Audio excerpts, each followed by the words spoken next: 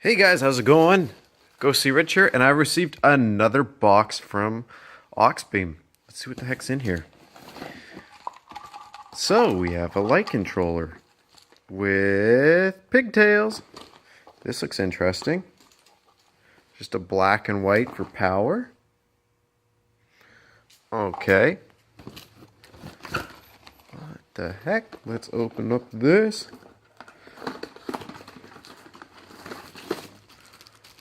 Oh, neat.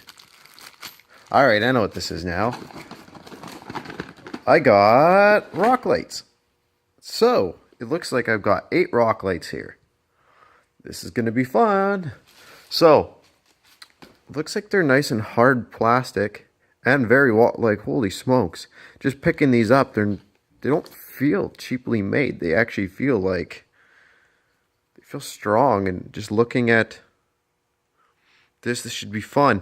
Now, what's cool about these rock lights is, from what I've heard about them, is there's a Bluetooth app you download, and you can control them. So I'll have to scan this, and yeah, you're able to control each of these lights, and it allows you to change colors and all that other fun stuff. So let's get under the hood prepped, I guess, or we'll start checking out locations where we want them.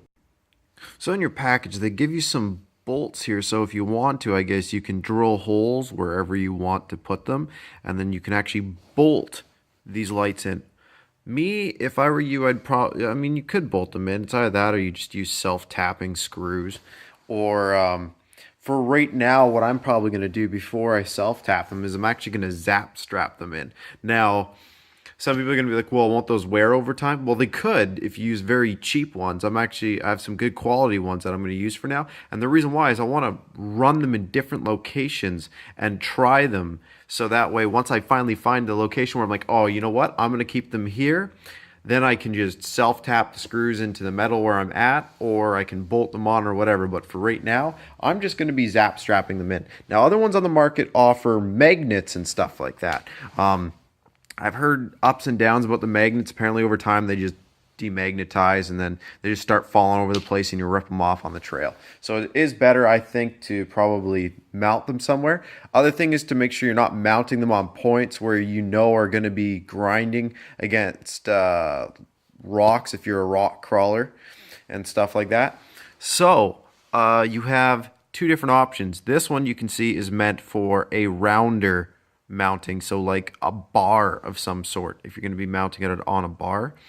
And then this option right here is just a flat mount, so I'm going to use the flat mount and then go from there. So I'm going to get under the vehicle and see where I want to put them for right now.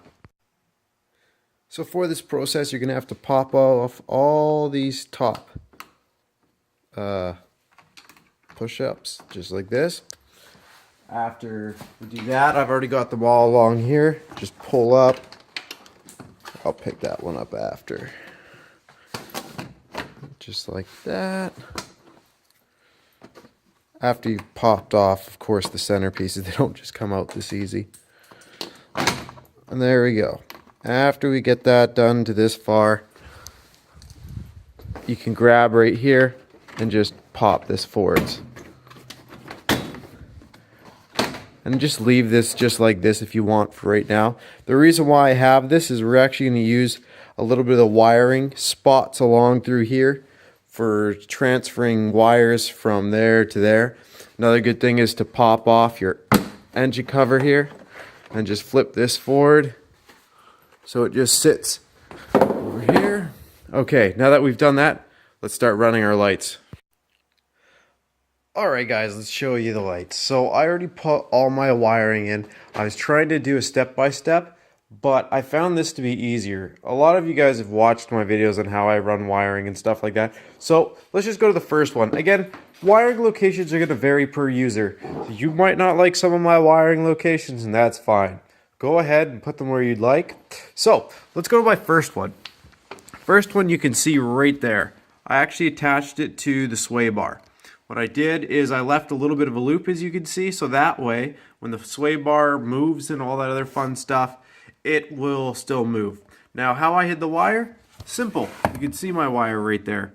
All I did is I wrapped it around and sent it up right there. And you can reach that either right here or at the very top. Once you grab that wire, just leave it hanging up there, and you can hide that afterwards. Next one I did is right there. Again, very easy location. You'll actually see that there's a wire loom. Now let's see if I can put this light somewhere so I can show you. This is another reason why I was trying to struggle with the light. So as you can see, if you look in your wheel well, you'll see a wire loom here. All I did is I strapped it to the wire loom, and well, pretty easy. Just grabbed it right there. Pretty straightforward. Just dropped it right in here, grabbed it. Now we have 2 wiring locations done. Next one I did went down here. As you can see, if you have rock sliders and they aren't body mounted, maybe they're just on the mounting holes, well, this one you couldn't do. You could put this on the actual slider itself. Like if there's 2 layers to it, you could do it on the like in the center of it, so that way it lights up just under the slider. But you wouldn't, of course, want it on the slider, otherwise it'll get damaged. So that choice is up to you. As you can see, I just strapped it there and then went through the body joint. And after I went through the body joint, went under the vehicle, and I found an opening to go up to the top. One back there. As you can see, I put one on the back tire well here. Now, what I did there is, it's coming back here. Whoop. I poked a hole with a reamer tool that I have, or just a poker. You could just use a drill bit if you wanted, and I drilled a hole here so I could zap strap, and then I drilled 2 holes here, one there and one there, and I zap strapped it in here. Again, just zap strapping for now because I want to make sure I like the locations. And this one, I liked it because let's say if I land on it with a rock or something, it's going to flex and stuff like that. So, and then I just mirrored this. I did this to the same side. And as you can see, I ran the wiring like this on the outside, so that way it's away from my gas tank, and then I just got to here, and then I pulled it right up. On the other side, you don't want to, I did the exact same thing and kept it away from the exhaust system. So zap strapped, then got under the vehicle and reached up and brought it up and over here. Now, when it came to the wiring, there's a lot of proprietary wiring here. Sorry, just gonna grab my light here. So I've actually, as you can see, I've bundled this, but look at all that proprietary wiring. And then I brought it around and up through here. So I did my connections right there. That's one set of my connections. And then I did a set of connections over here. And then I brought it up and around.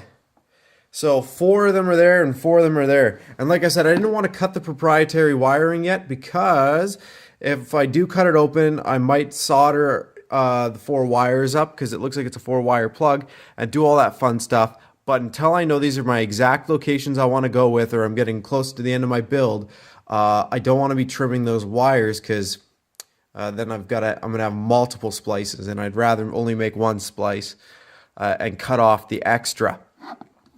So, and then I mounted my controller right there with the QR code showing, so that way you can scan the QR code.